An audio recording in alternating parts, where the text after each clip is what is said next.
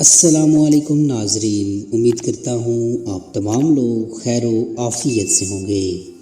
ہمارا آج کا ٹاپک بد نظری ایک مہلک مرض ہے۔ آج کا دور فتنوں کا دور ہے، ہر طرف گناہ کے مواقع ہی مواقع ہیں، اور رہی سہی کسر جدید ٹیکنالوجی کے غلط استعمال نے پوری کی۔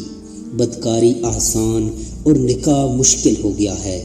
ہر طرف سے انسان کو شیطان نے اپنے پنجوں میں گھیر رکھا ہے۔ ہر ہاتھ میں گناہ کا آلہ پہنچ چکا ہے۔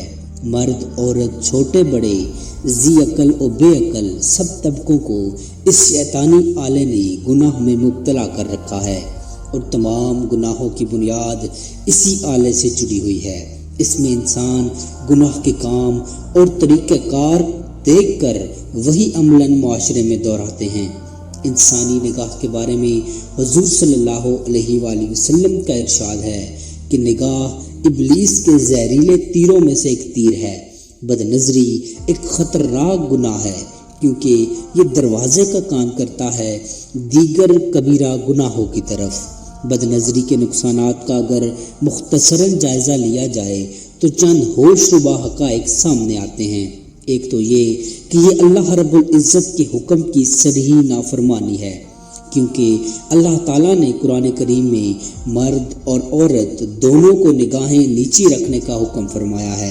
اس طریقے پر اوپر مذکور حدیث کی روشنی میں اگر کوئی آدمی بد نظری کرتا ہے تو وہ شیطان کا آلہ کار بن جاتا ہے، جس کے نتیجے میں ایمان کی خلوت سے وہ آدمی محروم ہو جاتا ہے، اور کسی نیکی میں اس کا دل ہی نہیں لگتا۔ ایک نقطہ یہ بھی ہے کہ آنکھیں اللہ تعالیٰ کی ایک بیش بہا قیمتی امانت ہیں۔ ظاہر ہے کہ اس کا غلط استعمال امانت میں خیانت کے مترادف ہے۔ ہم اگر نفسیانی خواہشات پر فتح حاصل کر کے نظر کو قابو کر لینے میں کامیاب ہو جاتے ہیں تو یقیناً اس سے ہم وہ روحانی ترقی حاصل کر لیں گے جو مہینوں کی نفلی عبادات اور ریاضت سے بھی حاصل نہیں کر سکتے۔ اس کی وجہ یہ ہے کہ جب ہم اس طرح نظر کی حفاظت کر کے اپنی نفسانی خواہشات کی قربانی دیتے ہیں تو ہر قدم پر ہم اللہ تعالیٰ کے قریب ہوتے ہیں اور روحانیت کی منازل طے کرتے ہیں۔ ایک نوجوان نے ایک بزرگ کی خدمت میں حاضر ہو کر عرض کیا کہ آپ فرماتے ہیں کہ بد نظری سے پرہیز کرو، لیکن بازار میں جاتے ہوئے مجھ سے اپنی نظروں کی حفاظت نہیں ہوتی۔ نوجوان ہوں اور بازار میں بے پردہ لڑکی کو دیکھ کر نظر اس کی طرف اٹھ ہی جاتی ہے، کیا کروں؟ بزرگوں نے کہا کہ میں وہ راز سمجھا دوں گا، پہلے میرا ایک کام کرو، یہ دودھ کا پیالہ فلاں بزرگ کو دے کر آؤ جو بازار کے دوسرے سرے پر رہتے ہیں، لیکن ایک شرط ہے کہ پیالے میں سے دودھ بالکل نہ گرے۔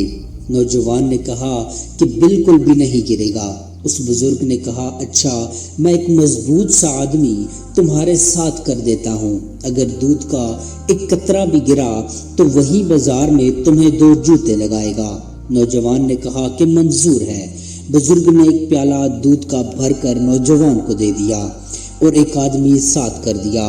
اب نوجوان نے بڑی احتیاط سے بغیر دودھ کو گرائے وہ پیالہ بازار سے دوسرے کونے پر رہنے والے بزرگ کو پہنچا دیا، اور خوشی خوشی واپس آیا اور کہا کہ حضرت میں نے وہ پیالہ پہنچا دیا ہے، اب آپ مجھے نظر کی حفاظت کا طریقہ بتائیں۔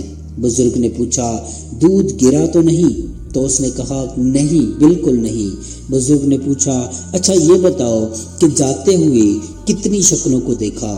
نوجوان کہنے لگا ایک بھی نہیں۔ پوچھا کیوں؟ تو اس نے جواب دیا کہ میرا سارا دھیان پیالے کی طرف تھا کہ کہیں دودھ نہ گر جائے، کیونکہ اگر دودھ گرتا تو مجھے 2 جوتے لگتے اور بازار میں میری رسوائی ہو جاتی، اس لیے میرا کسی کی طرف دھیان نہیں گیا۔ بزرگ نے کہا کہ یہی اللہ والوں کا حال ہوتا ہے کہ وہ ہر وقت اپنے دل کے پیالے پر نگاہ رکھتے ہیں، اسے چھلکنے نہیں دیتے، کیونکہ انہیں پتہ ہوتا ہے کہ اگر گناہ کی وجہ سے پیالہ چھلک گیا، نظر بہک گئی تو قیامت والے دن سب کے سامنے رسوائی ہوگی۔ اللہ کا خوف اور روز قیامت رسوائی کا اندیشہ ہو تو کبھی بھی بد نظری نہ ہوگی۔ حضرت شیخ الحدیث مولانا زکریا فرماتے تھے کہ بد نظری نہایت ہی مہلک مرض ہے۔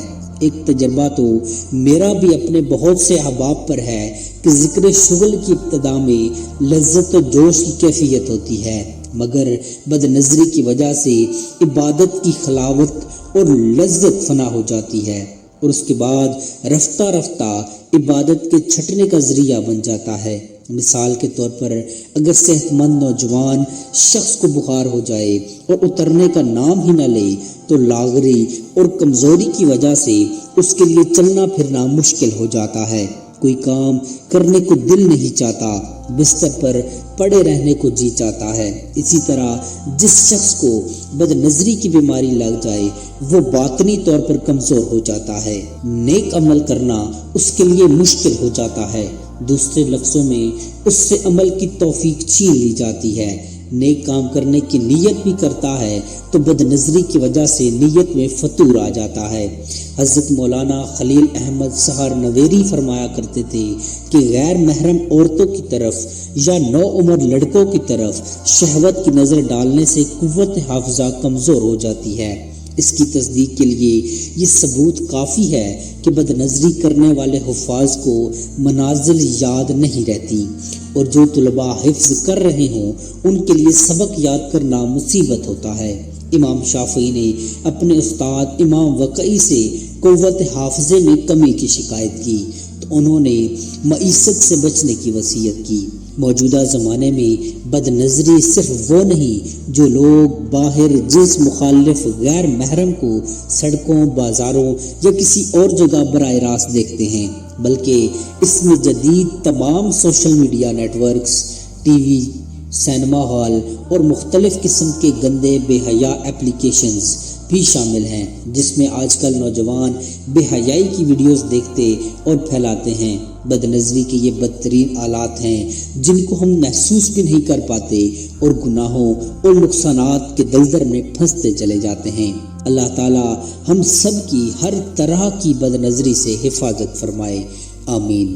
امید کرتا ہوں آپ کو ہماری آج کی ویڈیو پسند آئی ہوگی۔ مزید ایسی انفارمیٹیو ویڈیوز دیکھنے کے لیے چینل کو سبسکرائب کر لیجئے۔ جزاک اللہ خیرہ۔